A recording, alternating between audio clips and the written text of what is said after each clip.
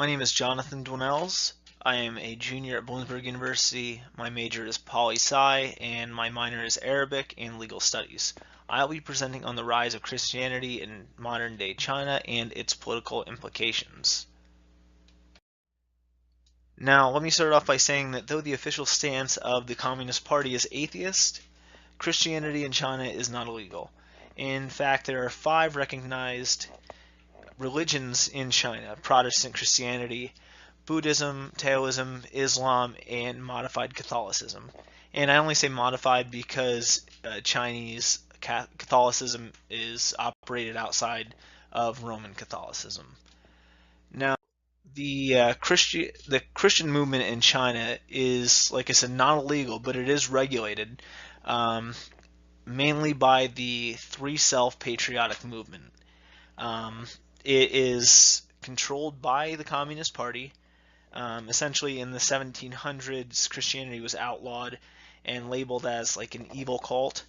In the 1950s, the Communist Party they were expelling missionaries from China. But in the late 70s, 1979, some approved religions were re-allowed by the Three Self Patriotic Movement and the China Christian Council, or the CCC. Essentially, the TSPM is a movement controlled by the Communist Party. It is a patriotic movement that has no religious lingo in the title, because allegiances lie first and foremost with the People's Republic. The three selves are self-governed, self-funded, and self-propagated. No movements, no denomination. Every church is to exist under the same municipal and provincial council, without outside influence, and also there's no forming of networks, presbyteries, or other such groups.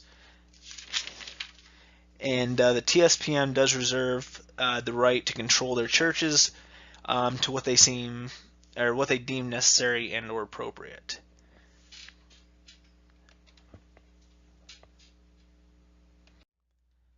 Some negative and positive notes of the movement.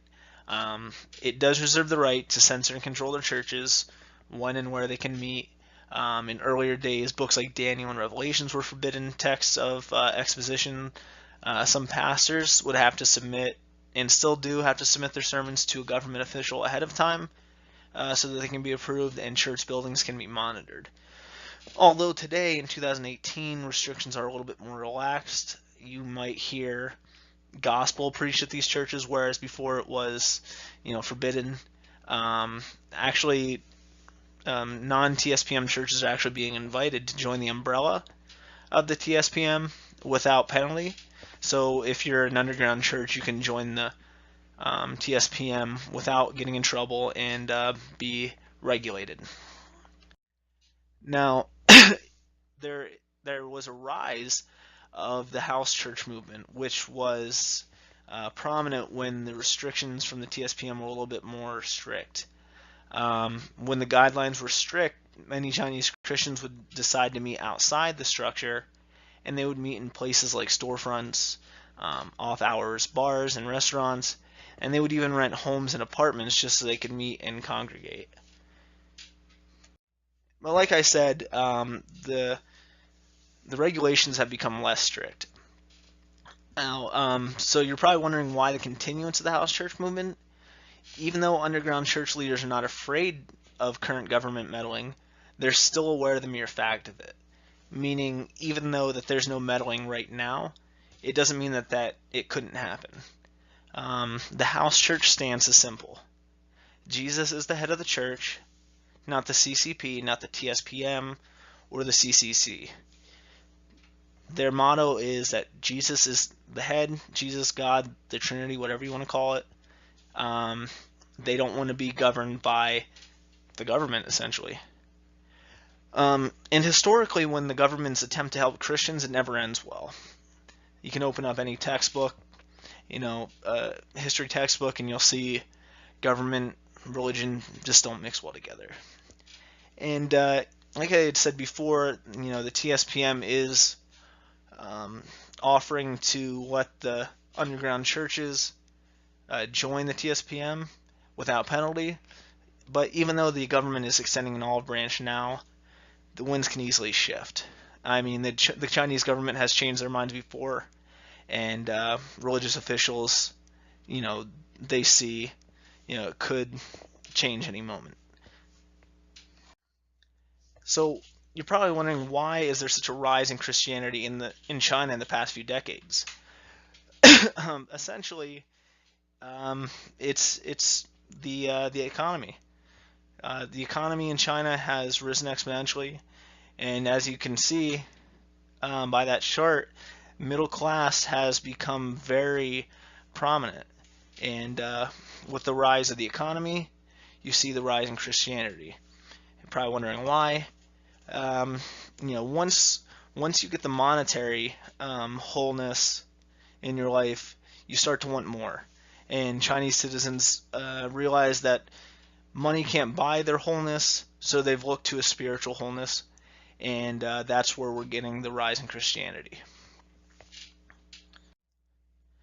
So, could the communists be threatened by Christianity and its rise? It's not known whether or not in the future it could be, but they're aware of it. The political threat of Christianity to the regime has been exaggerated by some officials, but it has become shared. It has become a shared perception by top officials. That's by a Purdue University professor. While the religious leaders have no intentions of undermining the party, the very perception of a threat by party leaders sets the stage for possible confrontation between church and state. And like I mentioned before, there's historically noted that religious officials and political officials don't always mesh and aren't always on the same page. There has been some government meddling with the demolition of a mega church in the Shaanxi province. There was a crackdown on the crosses in Beijing and Zhejiang. There was a demolition of a church in Wenzhou. So, I mean, these occurrences are rare, but they do happen. So, religious leaders are aware, and like I said, there's no immediate intention to meddle with the government or the party itself, but party officials are aware.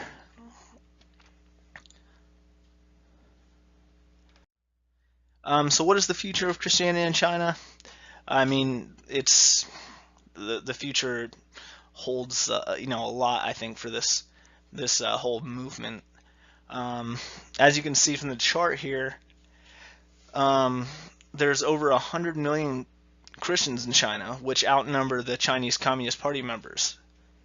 And in the next decade to decade and a half, China could be the number one Christian country in the world. It's noteworthy to say that Chinese Christians are at the pinnacle of modern Christian dedication and church planting. The Christian church in China has been through, I guess you could call it a crucible of persecution, but her disciples are just as faithful as ever before. All around the world you see Christians uniting, and I believe that the Chinese Christians are just as faithful, even though they're in a little bit different of a circumstance than the rest of the world. And I believe that in the next few decades we're going to see a rise in not only Christianity but Islam and other religions as well.